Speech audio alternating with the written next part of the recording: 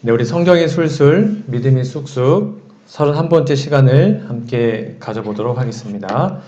오늘은 3대 직분, 왕, 선지자, 제사장이라는 제목으로 하나님의 말씀을 함께 연구하겠습니다.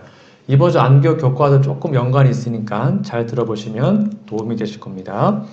우리 지난주에 배운 거 잠깐 복습을 해드리면, 지난주 저희가 성경의 토지 제도에 대해서 2시간에 걸쳐서 배웠습니다. 한마디로 토지는 하나님 겁니다. 그래서 물이나 공기처럼 어느 개인의 소유물이 아닌 것, 이것이 토지관의 핵심이었고, 그것을 어려운 사람들과 부러운 사람들을 위해서 함께 공유하는 것이 핵심이었습니다. 그걸 좀 기억해 주시면 좋겠고요. 오늘은 신명기라는 책을 좀 더 깊이 좀 다뤄보고자 합니다. 작년에 우리 신명기라는 책을 교과 공부할 때 배우셨죠? 여러분, 신명기 그때 배우신 거 좀 기억을 많이 하셨습니까? 다 기억나시나요? 신명기가 어떤 책인지? 신명기는 이 언약이라는 책, 즉 구약에서 성경을 해석할 때 가장 중요한 책 중에 하나가 신명기입니다. 그러니까 구약의 대부분의 책을 해석하는 키포인트, 열쇠가 신명기예요. 신명기를 한 번 더 좀 점검해 보도록 하겠습니다. 부조 선지자 70페이지 이런 말씀이 있습니다. 이스라엘을 교훈하기 위해서 신명기에 세워둔 원칙들은 세상 끝날까지 하나님의 백성이 따라야 한다. 그러니까 신명기라는 책은 그냥 옛날에만 적용되는 것이 아니라 언제까지요? 세상 끝날까지. 그러니까 그 원칙은 오늘날 우리에게도 똑같다라는 것입니다. 그래서 참된 번영은 하나님과의 언약 관계를 계속하는 데 달려 있다. 그래서 지금 계속 제가 화요일마다 언약을 얘기하는 이유는 그 언약을 우리가 충실히 이행하고 언약주 하나님과 관계를 맺을 때 번영한다는 것입니다. 우리는 결코 하나님을 두려워하지 않은 자들과 동맹함으로 원칙을 타협할 수 없다. 그래서 제가 구구절절 말한 것처럼 언약의 핵심은 바로 신명기인데요. 이 언약은 이스라엘의 신앙의 표현일 뿐만 아니라 신명기의 중심이자 뿌리입니다. 그래서 언약이 한마디로 요겁니다. 하나님과 연합하는 것이죠. 하나님 우리의 언약주, 우리는 언약종.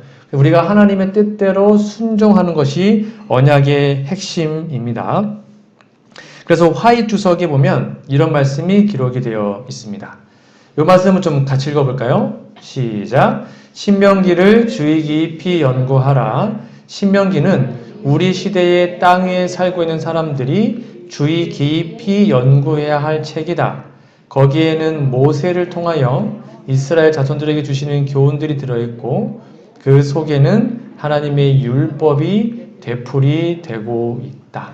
그러니까 환요사도 계속 강조하기를 물론 다니엘도 중요하고 계속도 다 중요하지만 이 신명기라는 책을 정말 깊이 있게 연구해야 거기에 귀한 교훈들이 있기 때문에 그 구약 시대의 그 실수들을 반복하지 않게 되거든요. 그 신명기를 깊이 연구해라 라고 권면하고 있습니다. 자, 이제 우리 작년에 우리 교과서한테 배운 것처럼 신명기라는 말의 뜻이 뭐라 그랬죠? 신명기.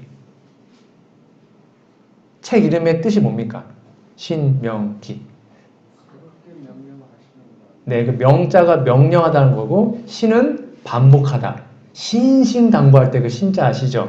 그래서 신명기는 한마디로 다시 거듭 반복하여 명령한다 라는 뜻을 가지고 있습니다. 쉽게 말하면 출애굽한 다음에 출애굽기에 하나님이 시내산에서 신의 언약을 맺죠. 그 다음에 그 후손들이 이제 가나안의 접경에 왔지 않습니까? 모세가 죽기 전에 했던 설교가 신명기인데 그래서 다시 한번 그들에게 말씀을 거듭거듭 되풀이하는 것을 신명기라고 합니다. 그래서 정리해 드리면 즉 출애굽기에 나와 있는 그 출애굽 제1세대와 신명기 나와 있는 2세대는 차이가 생겼습니다. 즉 하나님의 나라의 백성들이 출애굽 1세대가 대부분 다 죽었습니다. 그리고는 2세대 자녀 세대로 바뀌었습니다. 그러니까 그들은 시내산에서 막 하나님의 십계명이 반포된 것을 직접 보지 못한 사람들이 꽤 많았어요. 그리고 이제 구속사의 무대가 40년 동안 광야 생활을 했잖아요. 근데 그 광야가 끝나고 이제 가나안 땅으로 들어가기 직전입니다. 무대가 바뀌는 거예요. 그리고 세 번째, 은혜로 만나를 먹었죠. 광야에서는요. 근데 이제는 직접 가나안 땅에 가서 농사를 짓고 먹고 살아야 되는 것입니다. 그것도 완전히 바뀐 것이죠. 그리고 지도자가 모세에게서 여호수아로 바뀌게 되었습니다. 이렇게 네 가지의 큰 변화가 생겼기 때문에 그 1세대가 다 죽었고 그 자녀 세대에게 다시 한번 율법을 되풀이해서 강조할 필요가 있었습니다. 그래서 신명기를 모세가 적게 된 것입니다. 그래서 좀 더 쉽게 정리해 드리면 여러분 신의 언약 우리가 다 배웠습니다. 출애굽기 할 때 신의 언약은 바로 그 당시에 출애굽 세대를 위한 하나님의 말씀이었습니다. 말 그대로 신의 산에서 하나님이 직접 십계명을 선포했죠. 그리고 신명기는 또 다른 말로 모압 언약이라고도 합니다. 신명기는 뭐라고요? 신명기는 다른 말로 모압 언약입니다. 출애굽기는 신의 언약이고요. 신명기는 모압 언약입니다. 쉽게 말하면 가나안 접경, 이제 모압 땅에서 들어가기 직전에 하나님과 함께 다시 언약을 갱신하고 모세가 최후의 설교를 한 것, 그게 바로 신명기다. 그렇게 정리하시면 되겠습니다. 그래서 화인여사도 참 재밌게 이 출애굽기와 신명기를 정말 열심히 연구해라 라고 우리에게 다시 한번 권면하고 있습니다. 여기 보십시오. 출애굽기와 신명기를 보다 많이 연구해라. 왜요? 출애굽기는 신의 언약, 신명기는 모압 언약이었거든요. 두 개가 연관되어 있습니다. 우리들에게는 신명기와 출애굽기에 대한 연구가 충분치 못하다. 그러니까 우리는 구약보다는 신약을 좀 더 많이 읽는 편이기 때문에 특별히 이 좀 어려운 책들은 잘 안 봐요. 연구를 깊이 안 하죠. 그래서 이 책들에는 하나님이 이스라엘을 취급하신 방법이 기록되어 있다. 그래서 그들의 실수와 그들의 허물이 오늘날 똑같이 우리에게 나타나기 때문에 이걸 연구함으로써 그것을 우리는 하지 않게 되어야 하는 것입니다. 그래서 다시 한번 강조해 드리면 신명기는 한마디로 구약을 여는 열쇠입니다. 그래서 구약을 여러분 제가 나중에도 역사서, 선지서 다 공부할 때 이 신명기를 갖고 그거를 푸는 방법을 알려드릴 겁니다. 그래서 구약에서 신명기를 정확하게 알고 있어야지 모든 책을 해석할 수 있습니다. 그래서 이건 다 저희가 미리 공부한 건데 창세기는 언약의 교과서입니다. 우리 창세기 다 배웠습니다. 그래서 가장 기본 중에 기본, 창세기를 통해서 언약의 기본을 우리가 함께 공부했습니다. 근데 우리가 학교로 가면 교과서만 갖고는 공부할 수 없잖아요. 그래서 교과서를 공부하다 잘 모르면 뭘 봐요? 참고서를 보지 않습니까? 그 참고서가 바로 신명기입니다. 그리고 또 다른 참고서가 있는데 그게 바로 레위기라는 책입니다. 그래서 창세기와 신명기, 레위기를 정확하게 알고 있어야 기초를 닦아야 구약 성경을 여러분들이 해석할 수가 있습니다. 그리고 이제 역사서, 선지서는 다 아시죠? 역사서, 선지서는 언약의 문제집이라고 합니다. 그러니까 신명기 나와 있는 이 언약의 법칙들이 역사적으로 어떻게 이루어졌는지를 확인하는 것이 선지서와 바로 역사서입니다.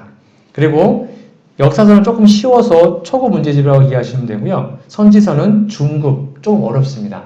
이 부분도 제가 나중에 다 차근차근 설명을 드리도록 하겠습니다. 그래서 여러분들이 역사서와 선지서를 공부하시다가 읽다가 해석하다가 막히면 다시 어디로 와야 되냐면 신명기로 와야 돼요. 신명기로 와서 그 원칙을 찾은 다음에 대입하면 대부분 다 해석이 가능함을 아마 경험하게 되실 겁니다. 하여튼 이렇게 정리해 두시고 오늘 신명기를 좀 가보도록 하겠습니다. 자, 질문 드려볼까요? 여러분, 이스라엘 나라에서 누군가가 새롭게 왕이 되었습니다. 그러면 특별하게 주었던 선물이 무엇이었을까요? 쉽게 말하면 다윗이 왕이 됐다. 솔로몬 왕이 됐다. 히스기야 왕이 됐다. 하여튼 왕이 딱 되면 그 왕한테 가장 주었던 선물이 무엇일까요? 물론 왕복, 왕관 이런 건 다 좋겠죠.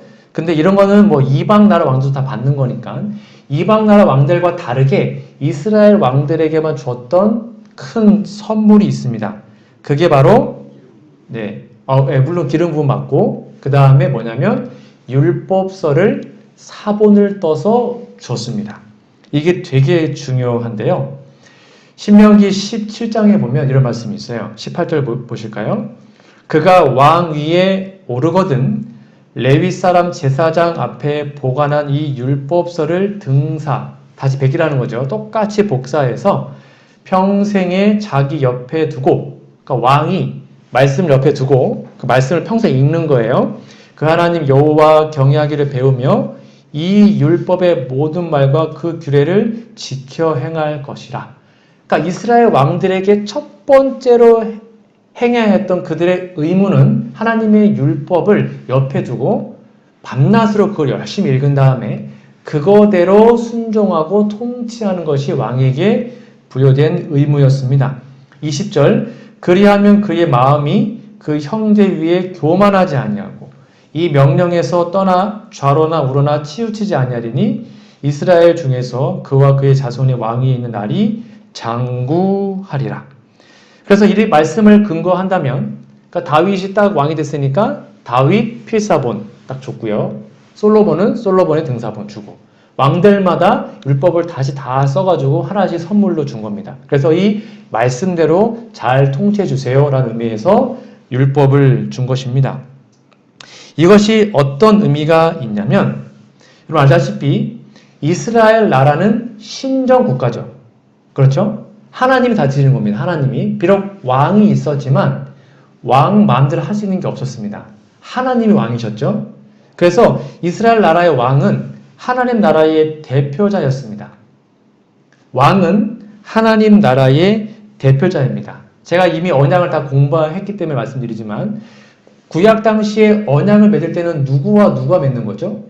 나라와 나라끼리 언약 맺을 때 그 나라의 왕과 한 나라의 왕이 언약을 맺습니다. 그렇죠? 그래서 하나님과 이스라엘 백성이 계속해서 언약을 갱신하기 위해서는 그 나라를 대표하는 대표자가 있어야겠죠. 그 대표자가 바로 왕이었습니다. 그래서 그 왕이 하나님과 언약을 맺었던 것이죠. 그래서 왕은 하나님 나라의 대표자다. 이 사실을 여러분 꼭 기억해 주시면 좋겠습니다. 아까 말한 것처럼 원래 하나님은 왕 두는 것을 원치 않으셨습니다. 원래는 신정 국가였기 때문에. 근데 그들이 타락해서 이방 나라처럼 왕을 구할 것을 미리 아셨기 때문에 신명기서에는 그 왕이 나타날 때 어떻게 해야 되는지가 자세하게 기록이 되어 있습니다. 첫 번째가 뭐라고요? 율법을 필사해서 왕 옆에 두었다는 것입니다. 그리고 그 왕은 말씀대로 통치해야 했습니다. 그래야 그 나라가 복을 받을 수 있었던 겁니다. 그래서 여러분 역사서 읽다 보면 왕이 잘하면 나라가 어떻게 돼요? 태평성대. 그렇죠. 근데 왕이 타락하면 나라가 망하죠. 그러니까 그 왕이 어떠함에 따라서 나라가 왔다 갔다 했다는 것입니다. 그만큼 왕은 아주 중요한 일을 했던 거죠. 자, 그러면 여러분 여기 나와 있는 이 율법의 정체는 무엇일까요? 여러분 신명기 좀 잠깐 펴실까요? 신명기 17장 18절에 이 율법서의 정체는 무엇일까요? 십계명일까요? 아니면 각종 규례? 레위기일까요? 왕에게 줬던 복사해서 주었던 이 율법서는 도대체 무엇일까요? 여러분 이미 다 답을 아시겠지만 신명기 31장 9절부터 보면 이렇게 기록이 되어 있습니다. 여러분 신명기 31장 9절부터 좀 보도록 하겠습니다. 9절에 보면 이 율법을 써서 여호와의 언약궤를 매는 레위 자손 제사장들과 이스라엘 모든 장로에게 주고 그들에게 명하여 이르기를 매 7년 끝 해 곧 정기 면제전의 초막절에 쉽게 말하면 이 율법이 안식년 초막절에 이 율법을 낭독했습니다. 12절 볼까요? 그래서 백성의 남녀와 어린이들 다 모은 다음에 이 율법의 모든 말씀을 지켜 행하게 했습니다.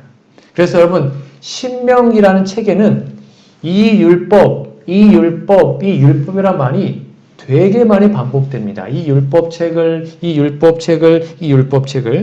심지어는요, 이 율법책을 어떻게 했냐면 이렇게 했습니다. 신명기 32장 19절 보세요. 너희는 이 노래를 써서 이스라엘 자손에게 가르쳐서 그 입으로 부르게 하여 그 율법책을요, 곡조를 붙인 다음에 너무 중요하니까 아예 노래를 외우겠습니다. 노래를 외워서 그들이 절대 까먹지 않도록 노래를 불러서 외우게 할 정도로 중요한 책이었습니다. 그리고 31장 26절에 보면 이 율법책을 가져다가 너희 하나님 여호와의 언약궤 곁에 두어 너희에게 증거가 되게 하라고 계속 강조합니다. 그럼 여기 나온 이 율법은 뭘까요? 어떤 책일까요? 모세오경 중에. 어떤 책일까요? 네, 여기 답이 다 나와 있습니다. 네. 범위를 넓히면 신명기 전체이고요. 범위를 좁히면 신명기 12장부터 28장까지입니다. 신명기 중에서는 12장부터 28장이 좀 중요합니다. 이것이 역사서와 선지서를 푸는 키포인트입니다. 그래서 이 신명기 12장부터 28장까지를 잘 복사해가지고 왕이 옆에 두었고 그것을 딸딸딸 노래로 외우고 막 딸딸딸 외워서 이 말씀대로 순종하고 나라를 통치한 것으로 이해하시면 되겠습니다. 자, 이제 신명기 12장 1절을 잠깐 보시면 이렇게 기록이 되어 있습니다. 잘 보세요. 내 열주 하나님 여호와께서 내게 주셔서 얻게 하시는 땅, 이게 바로 가나안 땅에 들어간 겁니다. 거기에서 너희가 평생에 지켜 행할 규례와 법도는 이러하니라. 아까 말한 것처럼 제2세대 가나안 땅에 그들이 들어갔습니다. 그래서 그들이 가나안 땅에서 행해야 하는 일이 바로 신명기 12장부터 기록되어 있죠. 분명히 써 있죠. 땅에서. 그 다음에 29장 1절에 보면 호렙에서 이스라엘 자손과 세우신 언약 외에 여호와께서 모세에게 명한, 아까 말했죠. 신명기는 모압 언약입니다. 모압 땅에서 또 그들과 세우신 언약의 말씀이 이러하니라 하고 신명기 28장에서 그 말씀이 다 끝나게 됩니다. 그래서 신명기 12장부터 28장까지가 그들이 가나안 땅에 정착하면서 행해야만 했던 율법이 거기에 잘 기록되어 있음을 여러분 잘 이해하시면 좋겠습니다. 그래서 여기 신명기에서의 이 율법서는 아까 말한 것처럼 여기 나와 있는 것처럼 넓은 의미에서는 신명기 전체지만 좁은 의미에서는요 12장부터 28장까지입니다. 그리고 더 쉽게 정리해 드리면 이 율법서는 이스라엘 백성들이 모압에서 새롭게 언약을 갱신한 후에 모압 땅에서 그 다음에 가나안 땅에서 언약 백성으로서 지켜야 할 규례와 법도가 잘 기록되어 있는 것이 신명기다. 그렇게 정리하시면 되겠습니다. 또 질문 드려볼까요? 이스라엘 나라 왕이 나라 다스리는 그 국가 법이 있지 않습니까? 그거를 만들 권한이 있었습니까? 없었습니까? 쉽게 말하면 입법권. 이스라엘 왕이 입법권, 사법권이 있었습니까? 없었습니까? 그 당시에 이방 나라는 왕이 절대 군주이기 때문에 법도 만들고 다 만들었잖아요. 이스라엘 나라 왕은 법을 만들 권한이 없어요. 법은 하나님 법이에요. 율법밖에 없어요. 그래서 하나님의 대리자였기 때문에 법을 고치거나 만들 권한이 전혀 없었습니다. 그냥 신명기 율법대로 통치하는 것이 핵심이었습니다. 이 부분이 부조와 선지자 603페이지 기록되어 있습니다. 이스라엘 정부는 하나님의 성호와 하나님의 권위로 다스려졌다. 모세와 70의 장로들과 관원들과 사사들은 단순히 하나님이 주신 율법을 집행할 뿐이었다. 그들은 국가의 법률을 제정할 권한이 없었습니다. 이거 되게 중요합니다. 그 다음 밑에 볼까요? 왕은 지극히 높으신 하나님의 대리자가 되어야 했다. 하나님을 국가의 원수로 인정해야 하고 당신의 율법을 지상의 최고의 법으로 실행하여야 하였다. 그래서 여기 말한 것처럼 그 당시의 법은 오직 말씀 외에는 없었다. 이렇게 정리하시면 되겠습니다. 그게 바로 왕의 개념이었고요. 두 번째입니다. 선지자. 이제 우리가 구약을 배우다 보면 선지자가 계속 나오는데요. 선지자는 한마디로 뭐냐? 요겁니다. 언약의 기소자, 언약의 고발자, 이렇게 이해하시면 됩니다. 선지자는 쉽게 말하면 왕이 말씀대로 잘 해야 못해요? 못하면 그 말씀을 근거로 왕을 고소합니다. 하나님께. 똑바로 해라. 회개해라. 고쳐라. 돌이켜라. 그래서 선지자는 왕을 견제하는 한 직책이었습니다. 그래서 언약의 기소자, 언약의 고발자, 이렇게 여러분들이 정리해 주시면 되겠습니다. 그래서 신명기 18장 18절부터 보면 이런 말씀이 있습니다. 내가 그들의 형제 중에 너와 같은 선지자 하나를 그들을 위하여 일으키고, 잘 보세요. 내 말을 그 입에 두리니 내가 그에게 명하는 것을 그가 무리에게 다 고하리라. 무릇 그가 내 이름으로 고하는 내 말을 듣지 아니한 자는 내게 벌을 받겠다라고 얘기합니다. 아까 말한 것처럼 하나님의 말씀을 떠난 백성들과 왕들과 지도자들에게 하나님의 말씀을 그대로 다시 전합니다. 똑바로 살아라. 회개해라. 돌이켜라. 그대로 안 하면 어떻게 된대요? 벌을 받는다라고 기록이 되어 있습니다. 그래서 그 당시 주로 선지자들이 고발했던 대상들은 백성들이 아니었습니다. 아까 말한 것처럼 백성들은 누구의 모본을 따라 살죠? 왕이었거든요. 그래서 왕이 잘 살면 백성도 잘 살았습니다. 왕이 못 살면 백성도 타락했거든요. 그래서 그 당시에 선지자는 대부분 왕들에게 직접 가서 왕에게 회개하라고 단호하게 외쳤던 거죠. 그래서 아까 말한 것처럼 왕권을 견제하는 세력이었습니다. 그래서 이렇게 진짜 선지자가 말씀대로 똑바로 말해줘야 되는데, 근데 그 왕의 권력에 빌붙어 가지고 왕의 입에 좋은 말만, 왕의 귀에 좋은 말만 들게 했던 것이 바로 거짓 선지자들이었습니다. 그렇게 되면 나라가 망하는 거예요. 왕도 말씀이 떠나는데 선지자들도 말씀이 떠나면 나라는 진짜 망하는 것입니다. 그게 바로 구약의 역사였죠. 그래서 신명기 13장에는 이렇게 기록이 되어 있는 것입니다. 너희 중에 선지자나 꿈꾸는 자가 일어나서, 이거는 거짓 선지자를 말하는 겁니다. 기사를 내게 보이고 내게 말하기를 내가 본래 알지 못하던 다른 신들을 우리가 쫓아 섬기자 하며 이적과 기사가 그 말대로 이룰지라도 너는 그 선지자나 꿈꾸는 자의 말을 청종하지 말라. 그러니까 절대로 거짓 선지자의 말을 듣지 말라는 것이었습니다. 그렇게 하면 둘 다 망하니까.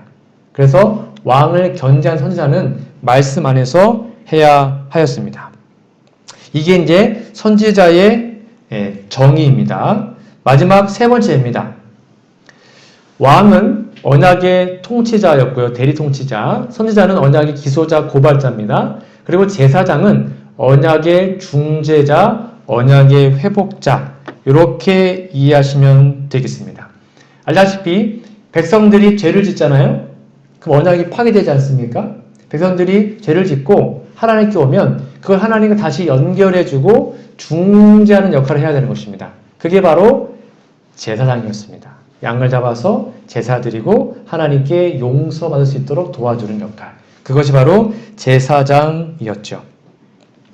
그래서 제사가 한마디로 깨어진 언약을 회복하는 절차이었기 때문에 제사장은 언약의 중보자 또는 언약의 중재자, 회복자, 그렇게 역할을 했다. 여러분 이렇게 정리해 주시면 되겠고요.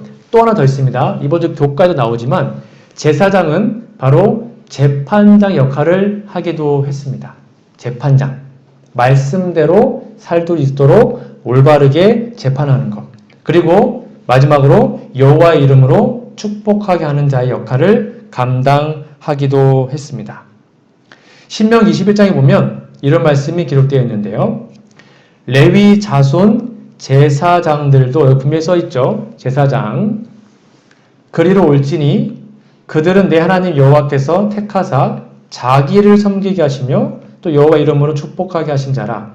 모든 소송과 모든 투쟁이 그들의 말대로 판결될 것이니라. 그래서 제사장은 뭘 했다고요? 재판을 하는 역할을 했습니다. 그리고 가장 또 중요한 게 무엇이었냐면 제사장은 교육자였습니다. 이번 주 교과에 나옵니다. 제사장은 교육자예요. 그래서 율법을 백성들에게 가르쳤습니다. 율법의 교사였죠.